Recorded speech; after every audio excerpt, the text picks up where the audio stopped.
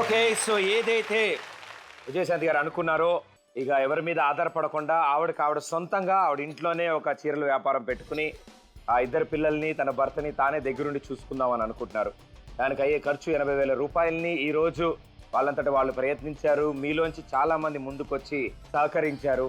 So మీ అందరి సహాయ సహకారాలతో వాళ్ళ ప్రయత్నంతో ఆవిడ అనుకున్న పని జరిగింది.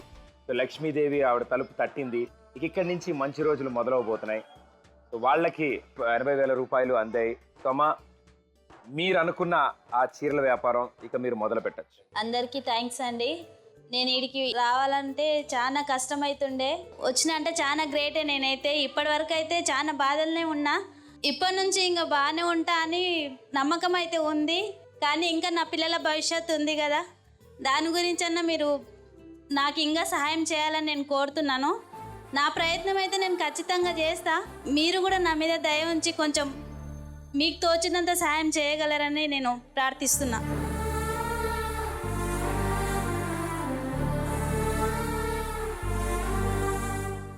తెలుగు నుంచి ఇంత దూరం వచ్చినందుకు అందరికి ధన్యవాదాలు తెలుపుకుంటున్నా. నా అంత దయ ఉంచి అందరు ఇక్కడ వచ్చినందుకు ధన్యవాదాలు తెలుపుకుంటున్నా. నా పరిస్థితి తెలుసుకొని అందరూ హెల్ప్ చేసినందుకు అందరికి కృతజ్ఞత తెలుపుతున్నాను.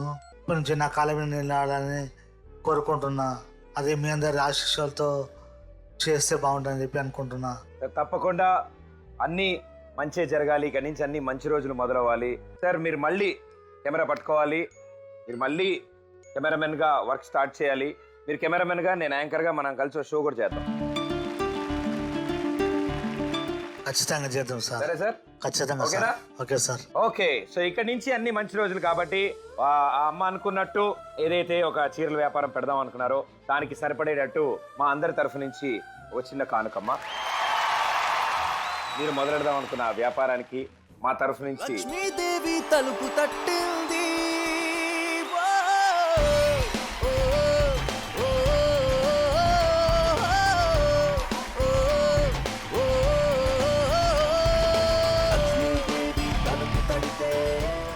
ఆ శారీ షాప్ అనుకున్నాం. ఆ షాప్ కి బోర్డు కూడా వచ్చేసింది.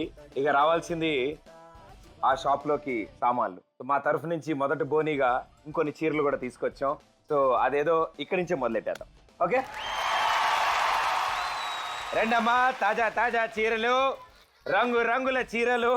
అనుష్క, సమంత, ఇలియానా, కాజల్, తమన్నా వాళ్ళు కట్టకుండా ఇంకా కొత్తవి వాళ్ళు వేసుకున్న దానికంటే బెటర్ చీరలు మా దగ్గర ఉన్నాయమ్మా. ఎవరు వస్తున్నారు ముందుకి? నమస్తే అమ్మా, మీ పేరు? నళిని జయంతి. నళిని జయంతి గారు. సో మొదటి చీర మీరే కొనడానికి ముందుకు వచ్చారు. సో ఏ చీర కొందాం అనుకుంటున్నారు? ఎంత పెట్టి కొందాం అనుకుంటారు? 500. 500.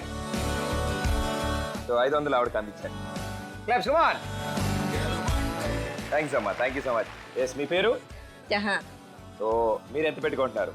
500. 500 రూపీస్. Very good, super. తీసుకోండి అమ్మా, ఇవ్వండి.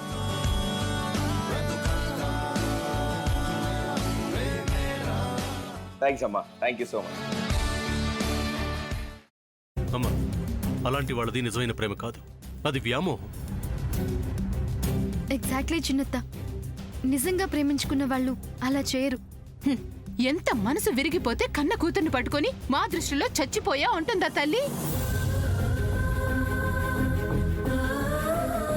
అది సరే అమ్మా, తన కూతురుతో తన మాట అనేటప్పుడు ఆమె మాటల్లో వ్యథ, కళ్ళల్లో బాధ గమనించావమ్మా?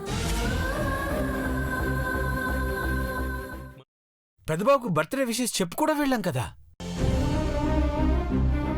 ఊరికే ఎలా కాలిపోతుంది? మంట పెడితేనో పడితేనో తగలబడుతుంది.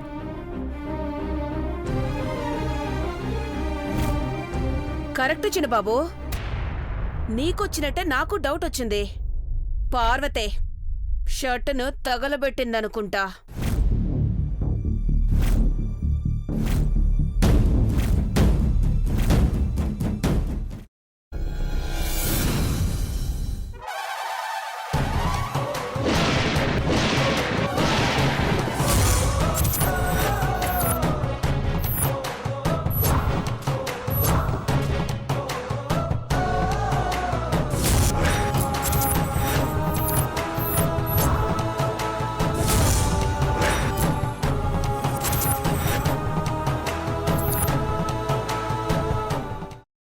కున్న తర్వాత పొట్టు తీసేసి చాప్ చేసి పక్కన పెట్టుకోవాలి.